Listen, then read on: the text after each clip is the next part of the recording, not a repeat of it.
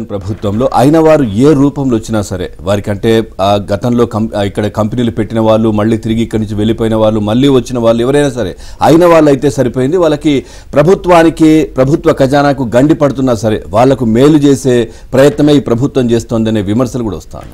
Right, Jagan హయాంలో అయిన వారు ఏ రూపంలో వచ్చినా అందిన కాడికి మేలు జరుగుతున్నాయి.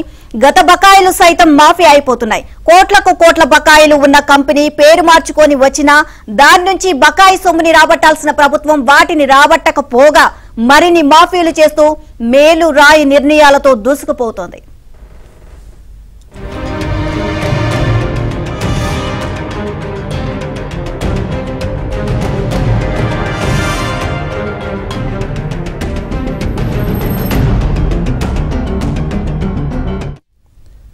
ఐదేళ్ల అధికారం చివరి దశకు చేరుకున్న సమయంలో సీఎం జగన్ విశ్వరూపం చూపిస్తున్నారు. ప్రభుత్వం సహా ప్రజా ప్రయోజనాలకు పాతరేసి తన సొంత మనుషులు అస్మదీయుల గొంతెమ్మ కోరికలు తీరుస్తున్నారు. తన చేతికి మట్టి అంటకుండా వ్యవస్థలను రంగంలోకి దింపి ఖజానా ఏమైనా పర్వాలేదన్నట్లుగా సొంత మనుషుల జేబులు నింపుతున్నారు. భూములు రాయితీలు మినహాయింపులతో మేళ్లు చేస్తున్నారు.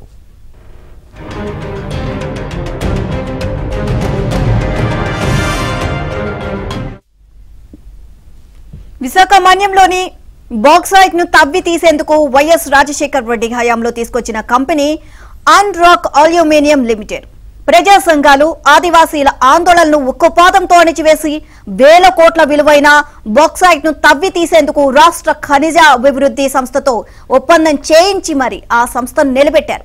2013 మార్చి వరకు ఆ సంస్థ వ్యాపారం అప్రతిహతంగా సాగింది. అప్పటికే 2000 ఎకరాల భూమిని కారు చౌకగా ఆ సంస్థకు కట్టబెట్టారు.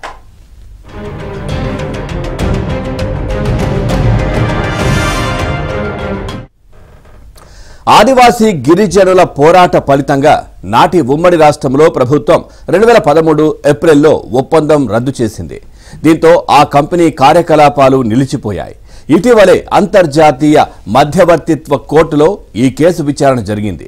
దాదాపు 10 నుంచి 11 ఏళ్ల సుదీర్ఘ విరామం తర్వాత అన్రాక్ కొత్త రూపంలోకి మారింది.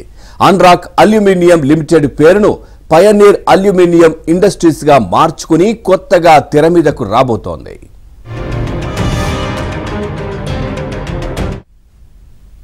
రెండు 2009-2013 కాలంలో సర్కార్ నుంచి కారు చౌకగా తీసుకున్న భూములను కొత్త కంపెనీ పేరిట మార్చడంతో పాటు అదనంగా మరో 479 ఎకరాలు కేటాయించాలని ఆ సంస్థ జగన్ సర్కార్ ను కోరింది.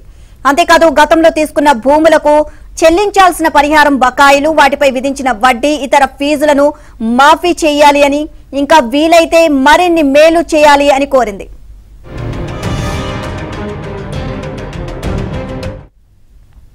అంతే ప్రభుత్వ ప్రజా ప్రయోజనాలను పరంగా పెట్టి ఆ కంపెనీకి తనదైన శైలిలో జగన్ మేలు చేశారు. కొత్తగా 479 ఎకరాలు కట్టబెట్టారు. పాత బకాయిలపై ఉన్న వడ్డీలు ఇతర ఫీజులను మాఫీ చేశారు. పయనీర్గా అవతారం మార్చుకున్న అన్రాక్కు ఎన్నికల నోటిఫికేషన్ రాకముందే చకచక మేళ్లు చేసి పెట్టారు. తన మిత్రులకు జగన్ ఎంతైనా మేలు చేసుకోవచ్చు, కానీ ముఖ్యమంత్రిగా రాష్ట్ర ప్రయోజనాలకే తొలి ప్రాధాన్యత ఇవ్వాలి. కానీ జగన్ తన మిత్రులకే ప్రాధాన్యం ఇచ్చారు. చాలా పద్ధతిగా ఎక్కడా తేడా కనపడకుండా అసలు జగన్ ప్రమేయం అన్నదే కాగితాలపై కనపడకుండా చాకచక్యంగా మేళ కార్యక్రమం నిర్విఘ్నంగా పూర్తి చేశారు.